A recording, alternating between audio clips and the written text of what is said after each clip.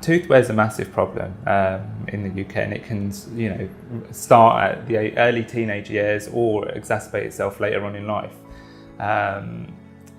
If you diagnose it and pick it up early, then really treatment involves actually nothing invasive. We can just make a protective splint.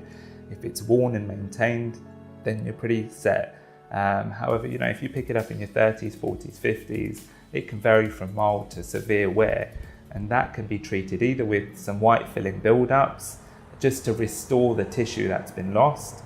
And if it's a really complex case where all the teeth have been worn and you've got several broken and or heavily restored teeth, then you may be looking at a complex full mouth rehab where you're basically restoring your teeth back to the ideal. These treatments are quite specialised.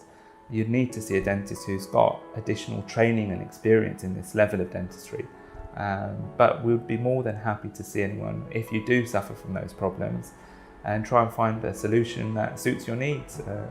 I'll take it from there.